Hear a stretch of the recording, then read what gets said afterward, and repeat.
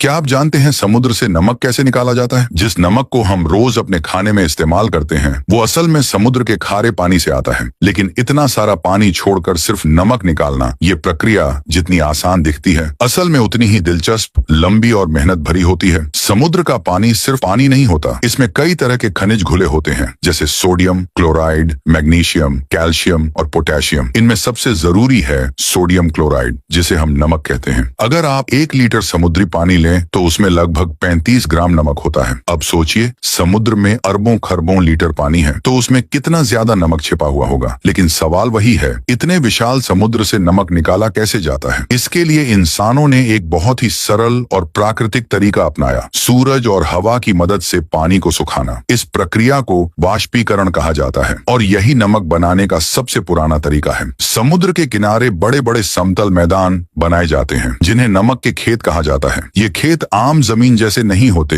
इन्हें खास तरीके से तैयार किया जाता है ताकि पानी धीरे धीरे सूखे और नमक आसानी से जमा हो सके। इन खेतों को कई हिस्सों में बांटा जाता है, हर हिस्सा एक अलग चरण के लिए होता है। सबसे पहले समुद्र का पानी नहरों या पाइप के जरिए इन खेतों में लाया जाता है। यह पानी पहले एक बड़े तालाब में जमा किया जाता है, जहाँ से इसे धीरे धीरे आगे बढ़ाया जाता है। फिर यह पानी छोटे छोटे तालाबों में जाता है, जहाँ सूरज की तेज गर्मी और हवा की वजह से पानी धीरे धीरे सूखने लगता है। यह प्रक्रिया बहुत धीमी होती है, कभी कभी इसमें कई दिन या हफ्तों का समय लग जाता है। जैसे जैसे पानी सूखता है उसमें मौजूद नमक की मात्रा बढ़ती जाती है। पहले हल्के खनिज अलग हो जाते हैं और आखिर में नमक जमने लगता है। जब पानी बहुत कम बचता है तो नमक छोटे छोटे सफेद क्रिस्टल के रूप में दिखाई देता है। ये क्रिस्टल धूप में चमकते हैं और धीरे धीरे एक मोटी परत बना लेते हैं। अब शुरू होता है नमक इकट्ठा करने का काम, जो सबसे कठिन और मेहनत भरा होता है। मजदूर तेज धूप में खड़े होकर इन नमक के क्रिस्टल्स को खुरचते हैं और उन्हें इकट्ठा करके ढेर बनाते हैं। इस प्रक्रिया को नमक की कटाई कहा जाता है। कई जगहों पर आज मशीनों का भी इस्तेमाल होने लगा है,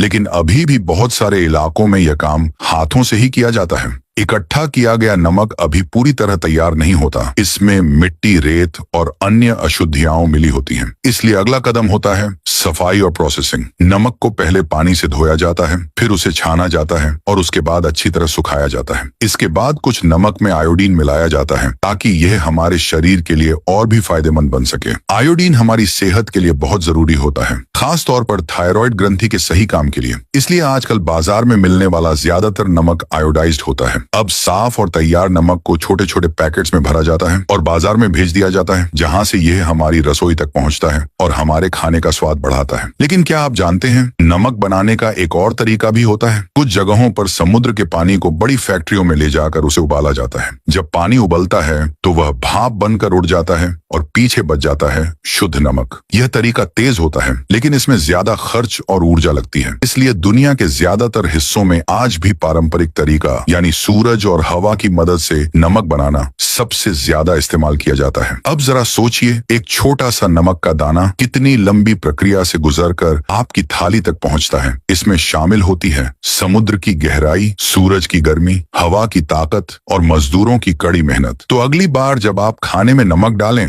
तो उसे सिर्फ एक साधारण चीज मत समझिए, क्योंकि वो नमक समुद्र से आया एक अनमोल उपहार है जो हर खाने को स्वादिष्ट बनाता है।